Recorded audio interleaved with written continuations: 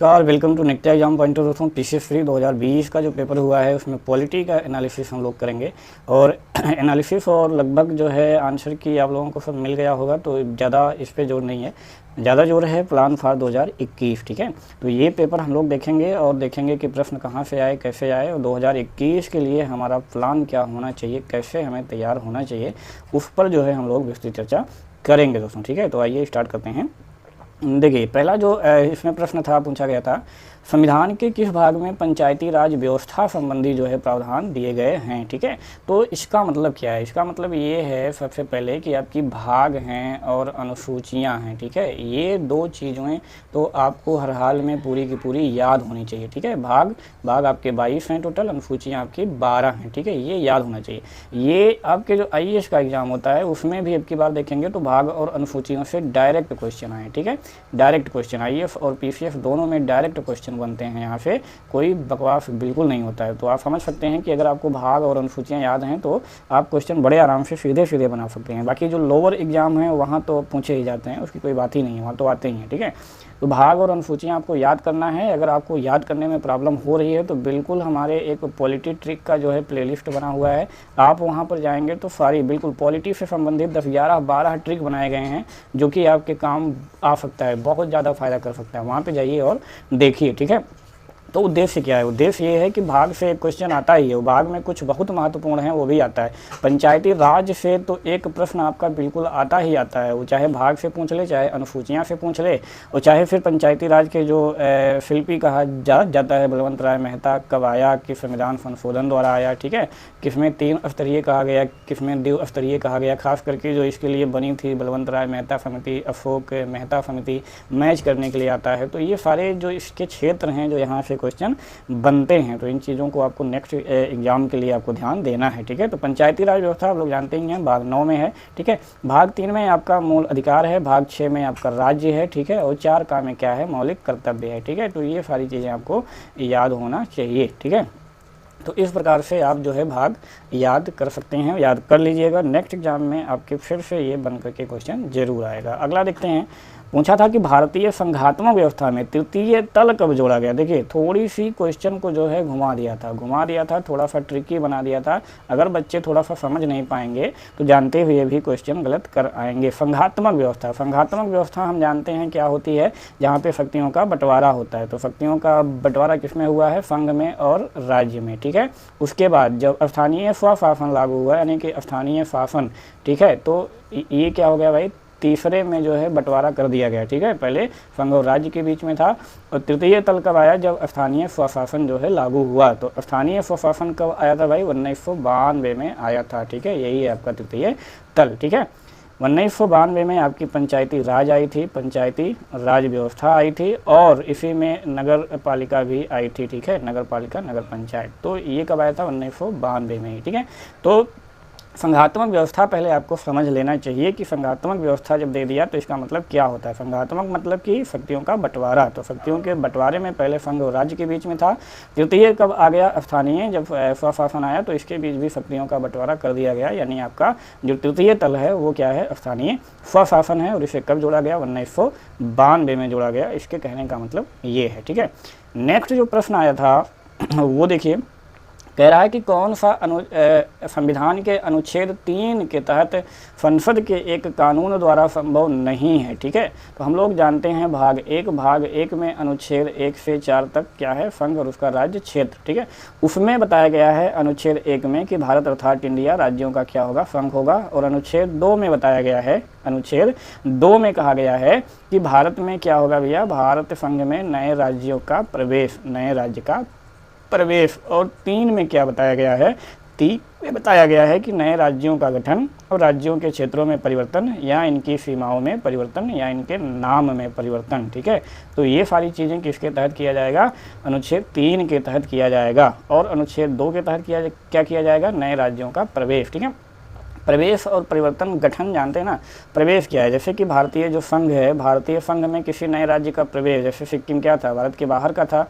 ठीक है, ये बाहर का था। ठीक है, बाहर था, भारत में नहीं था, तो इसको अंदर लाया गया, यानी भारत में मिलाया गया। तो ये अनुच्छेद 2 के तहत होगा। अनुच्छेद 3 जो है नए राज्यों का गठन, वो क्या होगा? भारत के अंदर ही कोई, जैसे मान लिया उत्तर प्रदेश है, बहुत बड़ा है, तो इसको 2 भाग में कर दिया गया, एक राज्य का गठन दूसरा कर दिया गया, जैसे अभी आंध्र प्रदेश और तेलंगाना का हुआ है।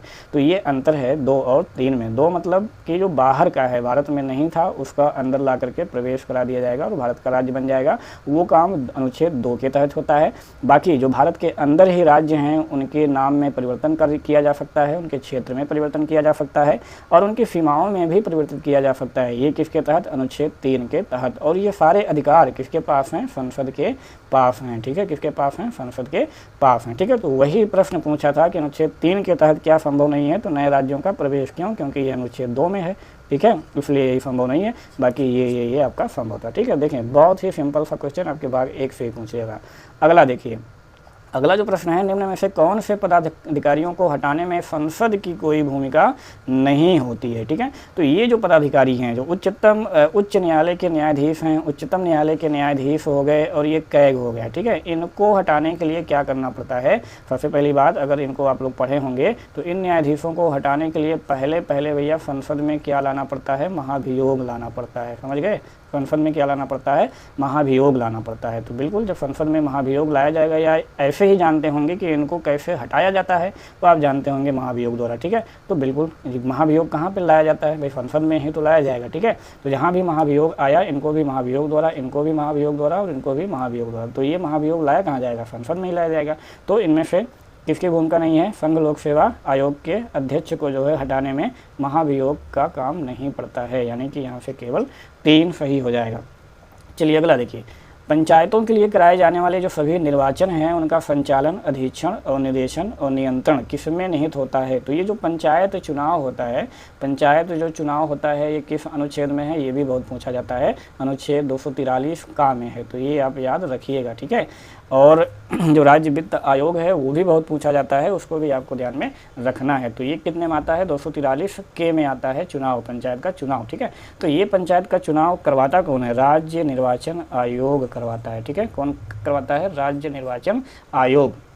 बाकी ये राज्यपाल की तो नियुक्ति किया जाता है, इसमें निर्वाचन आयोग की कोई आवश्यकता नहीं है। भारत का जो निर्वाचन आयोग है वो एमपी और एमएलए का चुनाव कराता है, जिसे कि हम सांसद बोलते हैं और जिसे कि हम विधायक बोलते हैं, ठीक है। तो विधायक लोगों का चुनाव भारत निर्वाचन आयोग करवाता है और सांसद का चुनाव भी भारत निर्वाचन आयोग करवाता है। लेकिन जो पंचायत का चुनाव है राज्यों में, वो राज्य निर्वाचन आयोग करवाता है, अनुच्छेद 243 के तहत, ठीक है। तो देखिए, पंचायत से संबंधित आपका भाग भी आया और पंचायत से ही संबंधित यहाँ पर आपका निर्वाचन आयोग भी आया। चलिए नेक्स्ट प्रश्न देखते हैं, निम्न युग्मों में से कौन सा एक सही सुमेलित नहीं है, पूछ रहे हैं, ठीक है। तो अंतर्राज्यीय परिषद, भाई ये भी 263 में ही है, वित्त आयोग 280 में ही है, प्रशासनिक न्यायाधिकरण 243 का में ही है और संघ लोक सेवा आयोग 315 में ही है, यानी कि इसमें सब के सब सही हैं। कौन सा एक सुमेलित नहीं है, यानी ये क्वेश्चन आयोग को डिलीट करना पड़ेगा, समझ गए। ये क्वेश्चन आयोग को डिलीट करना पड़ेगा और सबको नंबर इसमें बराबर बराबर मिल जाएंगे, क्योंकि सब सही है। लेकिन एक दुख की बात यह है कि आयोग ने जो है इसको सही माना है, कैसे माना है उसका भी प्राइवेटाइजेशन लग रहा है, करना पड़ेगा। चलिए अगला देखिए, अच्छा ये अनुच्छेद का मतलब क्या है? पहले क्या था कि आज के 2 साल पहले क्या था कि अनुच्छेद से संबंधित 4 से 5 क्वेश्चन फिक्स रहते थे, आते ही आते थे। लेकिन पिछले 2 साल अनुच्छेद से संबंधित 1 या 2 क्वेश्चन आए थे, ठीक है। लेकिन इसके अब की बार क्या हुआ, फिर अनुच्छेद से संबंधित कई सारे क्वेश्चन आपको फटाफट दे दिया। इसका मतलब क्या है कि आपको जो मेन अनुच्छेद हैं वो आपको ध्यान में रखने ज़रूर पड़ेंगे। तो 1 से लेकर के 80 तक आपके अनुच्छेद पूरा याद होने चाहिए। उसके बाद जो मेन है इम्पॉर्टेंट वो भी आपको याद होनी चाहिए, ठीक है। और खुशी की बात ये है कि इसके लिए एक वीडियो जल्द ही आने वाला है कि पूरे जो इम्पोर्टेंट अनुच्छेद हैं उससे संबंधित विद फुल व्याख्या, ठीक है। तो उसको आप लोग ज़रूर देखिएगा। चलिए अगला प्रश्न जो था, भारतीय संविधान का कौन सा अनुच्छेद केंद्रीय सतर्कता आयोग का वर्णन करता है, ठीक है। चलिए तो लास्ट में हम लोग जो संविधान पढ़ते हैं तो उसमें देखते हैं, ठीक है, कौन कौन संवैधानिक संस्थाएं हैं, कौन कौन असंवैधानिक हैं, ठीक। तो इसमें देख लेते हैं, जो केंद्रीय सतर्कता आयोग है ये एक संवैधानिक संस्था नहीं है, ठीक है। ये एक संवैधानिक संस्था नहीं है। क्यों? क्योंकि इसका जो वो हुआ था 1964 में, ठीक है। फरवरी 1964 में भारत सरकार द्वारा संसद में एक अधिनियम बना करके CBC की स्थापना की गई थी, यानी कि जाहिर सी बात है ये एक कॉन्स्टिट्यूशनल बॉडी नहीं है, तो इससे संबंधित कोई अनुच्छेद भी नहीं होगा, डायरेक्ट हमें आंसर मिल जाएगा। लेकिन इसमें जो अनुच्छेद दिए गए हैं उस पर भी अगर हम लोग थोड़ा सा चर्चा कर लेते हैं तो ये जो अनुच्छेद 268 है वो क्या है, केंद्र द्वारा जो कर लगाए जाते हैं, केंद्र द्वारा उद्गृहित लेकिन राज्य द्वारा संग्रहित जो कर होते हैं उसकी व्याख्या आपके 68 में की गई है। ठीक, 76 में क्या किया गया है, 76 में दोस्तों वृत्तियाँ हैं, व्यापार हैं, आजीविका हैं और नियोजन हैं, उन पे जो कर लगता है उसके बारे में बताया गया है। अनुच्छेद 280 तो बहुत फेमस है, ये है वित्त आयोग। ठीक है, वित्त आयोग। तो ये ऐसे ऐसे देखिए महत्वपूर्ण अनुच्छेद जो आपके एग्जाम में पूछे जाते हैं उनको एक बार आपको जरूर देखना है। ठीक है, चलिए अगला जो प्रश्न था वो ये था कि भारतीय संविधान के अनुच्छेद 371 के अंतर्गत देश के किस क्षेत्र को विशेष स्थिति प्रदान की गई है। तो हम जानते हैं दोस्तों 371 में राज्यों को विशेष स्थितियां प्रदान की गई हैं, उसमें बहुत सारे हैं, 371 है, का खा गा घा अंगा चा छा जा झा इयाँ, बहुत सारे स्टेट हैं। तो इन सारे स्टेट को एक बार आप लोग जरूर जो है नज़र मार लीजिएगा कौन कौन से हैं। ठीक है, क्योंकि इससे संबंधित क्वेश्चन जो है इसमें चूँकि बहुत सारे हैं, अब कौन पूछ ले कौन आ जाए तो थोड़ा सा याद रहे तो ये थोड़ी सी आफा कम रहती है, लेकिन 1 2 3 4 बार आप देखे रहेंगे तो जाहिर सी बात है कि थोड़ा बहुत आपको याद रहेगा ही। ठीक है, चलिए तो 371 जो स्पेशली है वो महाराष्ट्र गुजरात से है। ठीक है, और उसके बाद 371 जो ए है यानी 371 का वो किससे है, नागालैंड से है। 371 इयाँ आपका किससे है, हैदराबाद और कर्नाटक से है। और लद्दाख वाला अभी नया है, इसको पता नहीं शामिल किया गया है कि नहीं किया गया है, इसके बारे में भी क्लियरेंस नहीं है। ठीक है, तो 371 आपका किससे है, महाराष्ट्र और गुजरात से। का जो है किससे है, नागालैंड से। बाकी का खा गंगा चाचा चाचा इयाँ बहुत सारे हैं, इयाँ वाला जो है आपका किससे है, हैदराबाद और कर्नाटक से है। ठीक है, तो ये है विशेष स्थिति जो प्रदान की गई है। चूँकि विशेष स्थिति की मांग जो है, विशेष राज्य के दर्जे की मांग काफ़ी जो है उठ रही है, इससे संबंधित एक क्वेश्चन यहाँ पे बन गया है, तो थोड़ा सा करंट की चीज़ें भी आपको ध्यान में रख करके चलना रहेगा। अगला देखिए, भाग आ गया तुरंत। भाग से कितने प्रश्न आए हैं, डायरेक्ट अगर आप भाग याद होता तो बहुत सारे क्वेश्चन आप आँख बंद करके फटाफट मार सकते हैं। भाई मूल कर्तव्य 4 के काम में ही है। ठीक है, मूल रूप से कुल 10 थे लेकिन अब जो है 11 मूल कर्तव्य हो गए हैं। राज्य जो है आपके भाग 6 में ही है। भारत का जो महान्यायवादी है ये संघीय कार्यपालिका का एक भाग है। ठीक है, तो संघ आपका किस भाग में आता है, संघ आपका भाग 5 में आता है। ठीक है, लोग जानते हैं कि संघीय कार्यपालिका जो होती है उसमें कौन कौन आते हैं, भाई राष्ट्रपति आता है, उपराष्ट्रपति आता है और प्रधानमंत्री आता है, मंत्री परिषद आता है, भारत का महान्यायवादी आता है। ठीक है, तो इनसे मिलकर के बनते हैं आपकी संघीय कार्यपालिका। तो जो महान्यायवादी है वो आपके किस में है, अनुच्छेद 76 के तहत भारत का महान्यायवादी जो है वो प्रावधान किया गया है। तो ये किस में होगा भाई, संघ वाले में होगा, भाग 5 में होगा। और ये जो भाग 13 दिया है दोस्तों, ये भाग 13 में क्या है, इसमें वाणिज्य है और व्यापार है और समागम है। ठीक है, वाणिज्य व्यापार और समागम। ठीक है, ये दिया गया है आपके भाग 13 में। संघ और राज्यों के अधीन सेवाएं ये आपके भाग 14 में ही दिया गया है। ठीक है, तो इस प्रकार से आपको क्या करना है कि भाग बिल्कुल आपको रट लेना है, एक भी भाग जो है छूटना नहीं चाहिए। अब देखिए भारतीय संविधान के कौन सा अनुच्छेद नागरिकता से संबंधित है। अभी एक क्वेश्चन जो पहले दिया था वो पूरा भाग 1 से दिया था, ये आपका किससे दे दिया भाई, भाग 2 से दे दिया। पूरा बहुत दूर नहीं गया है, सारा क्वेश्चन आप पास में ही रखा है। तो भाग 2 कहाँ से कहाँ तक है भाई, 5 से 11 तक में भाग 2 है नागरिकता के बारे में प्रावधान। ठीक, बहुत ईजी। अगला देखिए, भारतीय जो संसद है उसकी सबसे बड़ी समिति निम्न में से कौन सी है। तो जो सबसे बड़ी समिति है उसकी वो कौन सी है भाई, प्राक्कलन समिति है, जिसमें 30 सदस्य होते हैं, सबसे बड़ी समिति। और 30 के 30 किसके होते हैं, लोकसभा के ही होते हैं। तो ये सबसे बड़ी समिति हो गई। उसके बाद लोक लेखा समिति, ये काफ़ी फेमस होती है भाई, इसमें 22 सदस्य होते हैं, इनमें से 15 लोकसभा के होते हैं और 7 जो है किससे होते हैं, राज्यसभा से होते हैं। ठीक, लोक उपक्रम समिति में भी भाई 22 सदस्य होते हैं, इसमें भी 15 जो है लोकसभा के होते हैं और 7 किससे होते हैं, राज्यसभा के होते हैं।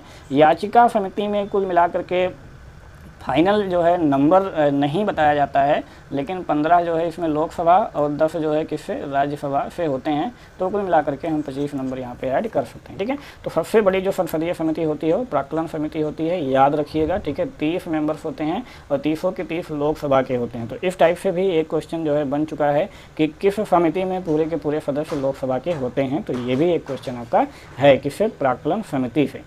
चलिए अगला जो प्रश्न दिया था थोड़ा सा बहुत ही अच्छा दिया था, जो कि विस्तृत व्याख्या पर आधारित है। भारतीय राजनीतिक व्यवस्था की प्रकृति में निरंतरता एवं परिवर्तन, इस बात को आपको ध्यान में रखना है, कंटिन्यूटी एंड चेंजिंग, ठीक है। निरंतरता और परिवर्तन के तत्व जो है मूर्त रूप से पाए जाते हैं। कारण जो है वो कह रहा है कि भारतीय जो राजनीतिक व्यवस्था है उसमें निम्न राजनीतिक कार्यशैलियों जैसे कि आधुनिक शैली हो गई, परंपरागत शैली हो गई और संत शैली हो गई, इसके तत्व जो है वो समाहित हैं। तो इसमें जो निम्न राजनीतिक कार्यशैली है भाई, आधुनिक शैली भी है, परंपरागत शैली भी है और संत शैली के तत्व भी समाहित हैं। तो इससे क्या हमें पता चलता है, परंपरागत भी है और संत भी है, इसका मतलब जो है वो कंटिन्यूटी बनी हुई है। और जो आधुनिक शैली है, आधुनिक शैली जब हम लाएंगे तो क्या होगा, चेंजेबल होगा, यानी कि परिवर्तन भी है, ठीक है। तो बिल्कुल बिल्कुल सही व्याख्या जो है ये कर रहा है, अगर आप बहुत ध्यानपूर्वक इसको पढ़े होंगे तो, ठीक है। चलिए अगला जो प्रश्न दिया था कि राज्यों के मुख्यमंत्री सहित मंत्री परिषद में मंत्रियों की न्यूनतम संख्या, ठीक है, मुख्यमंत्री यानी ये राज्य की बात कर रहा है, ठीक है, राज्य की कार्यपालिका में, ठीक है, न्यूनतम संख्या क्या हो सकती है भाई, तो न्यूनतम जो है हो सकती है 12। मैक्सिमम के बारे में आपको बताया गया है कि मैक्सिमम भाई 15% से ज़्यादा नहीं होनी चाहिए, ठीक है, 15% से ज़्यादा नहीं होनी चाहिए, ये आप लोगों को पता है, ठीक है। 91वां 91 कॉन्स्टिट्यूशनल अमेंडमेंट हुआ था, उसमें ये फिक्स किया गया था, ठीक है। तो न्यूनतम आपको यहाँ पे याद रखना है 12, maximum not more than 15%। Next देखते हैं, भारत के सर्वोच्च न्यायालय ने संविधान के आधारभूत ढांचे का सिद्धांत को स्पष्ट रूप किया, किसमें, तो एक वाद है बहुत फेमस है, केशवानंद भारतीवाद दोस्तों 1973 में, और ख़ास करके इसको देने के पीछे एक रीज़न ये भी रहा कि हाल ही में अभी केशवानंद जो भारती हैं उनका क्या हो गया था, निधन भी हो गया था, ठीक है। तो काफ़ी फेमस वाद है भाई, प्रस्तावना संविधान का भाग है कि नहीं, प्रस्तावना में हम संशोधन कर सकते हैं कि नहीं, मूल अधिकार में हम संशोधन कर सकते हैं कि नहीं, संविधान का आधारभूत मौलिक ढांचा क्या है, इन सारी चीज़ों का जो समाधान मिला था वो केशवानंद भारतीवाद में मिला था, इसलिए ये बहुत इम्पॉर्टेंट है और बहुत फेमस भी है, ठीक है। तो इसको बिल्कुल भी निगलेक्ट नहीं करना है। चलिए अगला देखिए, फिर जो है आपका आ गया क्या, अनुच्छेद। देखिए अब की बार अनुच्छेद और भाग की बारिश हो गई है, बारिश। तो बिल्कुल नेक्स्ट एग्जाम के लिए आपको तैयार रहना है। अनुच्छेद 39A में क्या है भाई, समान न्याय एवं निःशुल्क विधिक सहायता, बिल्कुल सही है। अनुच्छेद 40 में ग्राम पंचायतों का गठन, बिल्कुल सही है। 44 में समान नागरिक संहिता, बिल्कुल सही है। 48 में ये कह रहे हैं कि न्यायपालिका का कार्यपालिका से पृथक्करण, जो कि बिल्कुल गलत है। ये किस में है भाई, अनुच्छेद 50 में है, न्यायपालिका का कार्यपालिका का से पृथक्करण। तो 48 में क्या है, 48 में है भाई पशुपालन एवं कृषि, ठीक है, कृषि और पशुपालन का संगठन।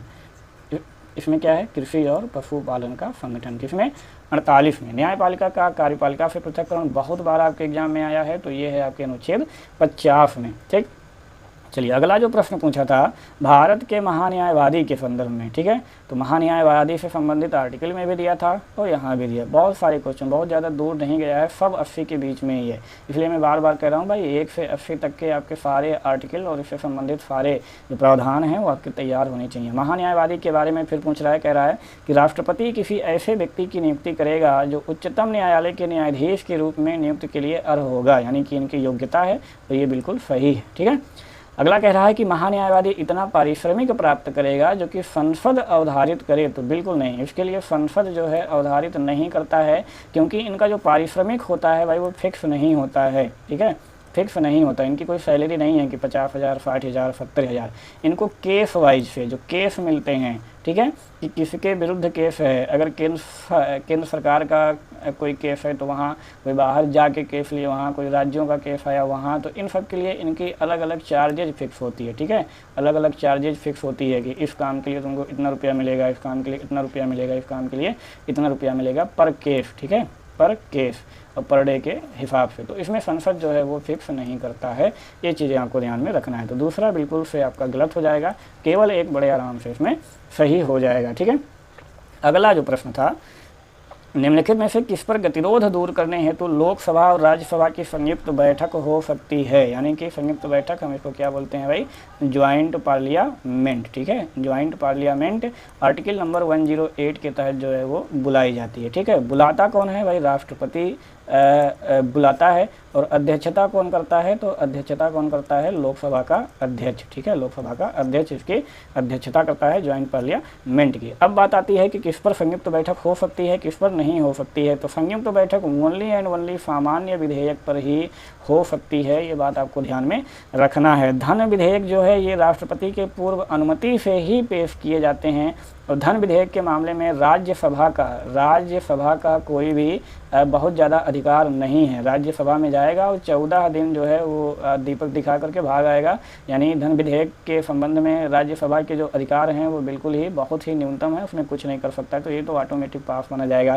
संवैधानिक संशोधन जो विधेयक होता है, चूँकि बहुत महत्वपूर्ण विधेयक है, ठीक है, तो इस महत्वपूर्ण विधेयक में ज्वाइंट पार्लियामेंट नहीं बुला सकते हैं, ठीक है, क्योंकि ये महत्वपूर्ण काम होता है और इसके लिए आशा की जाती है कि ये अलग अलग सदन में इसको पारित होना ही चाहिए, ठीक है, तो इसके लिए नहीं बुलाया जा सकता। विनियोग विधेयक जो है ऑलरेडी संचित निधि से जब हमें कोई धन निकालना होता है, ठीक है, संचित निधि से जब हमें कोई धन निकालना होता है तो उसके लिए हमें विनियोग विधेयक पारित करना पड़ता है, और ये पूरा का पूरा काम किस में होता है, लोकसभा में हो जाता है। राज्यसभा का इसमें कोई खास इंटरफेयर नहीं होता है। तो बचा कौन, ओनली एंड ओनली सामान्य विधेयक पर ही केवल संयुक्त बैठक हो सकती है, ये बात आप लोग फिक्स कर लीजिएगा अभी से ही। अगला जो प्रश्न है, नीचे 2 कथन कारक दिए गए हैं, कह रहा है कि भारतीय जो संघात्मक व्यवस्था है वो क्या है, अर्ध संघात्मक है, ठीक। तो एक प्रश्न आपका यहीं से तमाम सारे जितने पिछले PCS के एग्जाम हुए उसमें पूछा गया है कि भारत की जो संघात्मक व्यवस्था है उसको अर्ध संघात्मक किसने कहा, तो अर्ध संघात्मक भाई कौन कहा था, KC व्हीलर ने, ठीक है, KC व्हीलर ने भारत को अर्ध संघात्मक कहा था, ठीक है, जो व्यवस्था है। अब अर्ध संघात्मक है, अब रीजन दे रहा है कि भारत में एक स्वतंत्र न्यायपालिका है जिसे न्यायिक पुनरीक्षण का अधिकार प्राप्त है, ठीक है। तो स्वतंत्र न्यायपालिका, स्वतंत्र जो न्यायपालिका है ये किसका लक्षण है भाई, तो स्वतंत्र न्यायपालिका जो है वो संघात्मक व्यवस्था का लक्षण है। किसका, संघात्मक व्यवस्था का लक्षण है। हमारे भारत में दोनों प्रकार का है, ठीक है, एक स्वतंत्र न्यायपालिका है और भाई एक एकीकृत न्यायपालिका भी है, ठीक है। हमारी जो न्यायपालिका है वो दोनों गुण प्रदर्शित करती है, एकीकृत न्यायपालिका का भी और स्वतंत्र न्यायपालिका का भी। तो ये जो स्वतंत्र न्यायपालिका है ये संघात्मक व्यवस्था को जो है दर्शाता है, और जो एकीकृत न्यायपालिका है ये एकात्मक व्यवस्था को दर्शाता है, ठीक है। तो यहाँ पर कह रहा है कि स्वतंत्र न्यायपालिका है, तो स्वतंत्र न्यायपालिका का जो स्पेशली लक्षण है वो संघात्मक व्यवस्था का है, ना कि अर्ध संघात्मक का। न्यायिक पुनरीक्षण की व्यवस्था आपको कहाँ से आई थी, USA से आई थी, ठीक है, न्यायिक पुनरीक्षण की व्यवस्था कहाँ से आई थी, USA से आई थी। तो ये भी कहीं ना कहीं जो है वो संघात्मक व्यवस्था के लिए ही काम में आती है। तो अर्ध संघात्मक का ये जो है रीजन स्पष्ट रूप से नहीं है। इस प्रकार से क्या होगा कि भारत में एक स्वतंत्र न्यायपालिका है जिसे न्यायिक पुनरीक्षण का अधिकार प्राप्त है, तो ये भी सही है और ये भी सही है, लेकिन ये इसकी व्याख्या जो है नहीं करता है। इस प्रकार से भी वाला क्या हो जाएगा, सही हो जाएगा। अगला देखिए, लॉकडाउन चल रहा है। लॉकडाउन से संबंधित एक प्रश्न पूछा था कि लॉकडाउन में जो भारत सरकार के द्वारा प्रयुक्त असाधारण शक्तियां हैं उनको विधिक आधार पर निम्नलिखित में से किन कानूनों से प्राप्त हुआ। तो एक है डिजास्टर मैनेजमेंट एक्ट 2005 और एक है एपिडेमिक डिजीज एक्ट 1897। तो ये तो बिल्कुल न्यूज़ में और पेपर में आपके मिल रहे होंगे कि ये एक्ट लग रहा है, ठीक है। जब बताया गया था बाहर मत निकलो, बाहर निकलोगे तो उन पर एक्ट हो जाए, मतलब FIR हो जाएगा, ठीक है। तो किस एक्ट को, डिजास्टर मैनेजमेंट एक्ट 2005 और एपिडेमिक डिजीज एक्ट 1897, ठीक है। इसी 2 एक्ट की चर्चा बार बार जो है वो हो रही थी, तो 2 और 4 इसमें बड़े आराम से सही हो जाएंगे। नेक्स्ट देखिए, पुनः अनुच्छेद। तो अनुच्छेद और भाग की बारिश लगातार अब की बार इस एग्जाम में हुई। तो हमने क्या कहा था कि आपको हर हाल में 80 तक, आपको 80, 81, 82 तक आपको तैयार करना ही है। अब 80 तक आपने तैयार किए हुए हैं, तो 61 आप लोग जानते हैं राष्ट्रपति पर महाभियोग, और 67 चूँकि 79 से संसद की शुरुआत होती है, कहाँ से, 79 से। तो अभी 67 तक संसद नहीं आएगा, क्योंकि राज्यसभा के उपसभापति को हटाना, स्पीकर को हटाना, ये संसद में आ जाएगा, ठीक है। तो 67 क्या होगा भाई, उपराष्ट्रपति को हटाना। तो जैसे ही A का 2, B का 3 करेंगे आपको तुरंत आंसर मिल जाएगा। लेकिन देखिए ये जो 90 है, 90 क्या है, राज्यसभा के सभापति और उपसभापति के पद का रिक्त होना, यानी अगर वो त्यागपत्र दे दें, अगर वो असमर्थ हो जाएं, वो अगर राज्यसभा जो है साधारण बहुमत से पारित कर दे तो इनको हटना पड़ेगा, सभापति हो चाहे उपसभापति। अगला जो है वो है 94 क्या है, लोकसभा के अध्यक्ष और उपाध्यक्ष का पद का रिक्त होना, चाहे वो त्यागपत्र दे दें, चाहे वो असमर्थ हो जाएं, चाहे उनको हटाना हुआ तो क्या होगा, लोकसभा में साधारण बहुमत से उनको हटा दिया जाता है। ठीक है, तो इस प्रकार से आप देख रहे होंगे कि अनुच्छेद किस प्रकार से इस एग्जाम में कितनी बार पूछे गए। अगला देखिए, भारत की संविधान सभा में निम्नलिखित में से किस तिथि को राष्ट्रीय ध्वज अपनाया। तो बहुत सारे काम हुए थे। राष्ट्रीय ध्वज कब अपनाया गया था भाई, 22 जुलाई 1947 को। बहुत सारे काम 21 जनवरी 1950 को हुए थे। ठीक है, 21 जनवरी 1950 को बहुत सारे काम हुए थे, जैसे कि जनगण मन हो गया और जो है राष्ट्रपति को चुनना हो गया। तो इधर बहुत सारे काम हुए थे। तो जब हम लोग इसकी विशेषताएं पढ़ते हैं, संविधान का निर्माण, ठीक है, तो संविधान के निर्माण में लास्ट में आता है कि संविधान सभा के कुछ अन्य कार्य, जो ये सारी नियुक्ति हुई थी कि राष्ट्रगान कब अपनाया गया, राष्ट्रीय गीत कब अपनाया गया, राष्ट्रीय ध्वज कब अपनाया गया, राष्ट्रपति कब जो है चुना गया, तो ये सारी चीज़ें एक लिस्ट में हर एक बुक में दी हुई रहती हैं। अगला जो प्रश्न है वो था संवैधानिक विकास से। ठीक है, तो शाही पद अधिनियम बहुत ही फेमस है, ये 1876, ठीक है, 1876, जिसमें जो ब्रिटेन की महारानी है उनको भारत का साम्राज्ञी नियुक्त किया गया था। ठीक है, तो ये शाही पद अधिनियम है।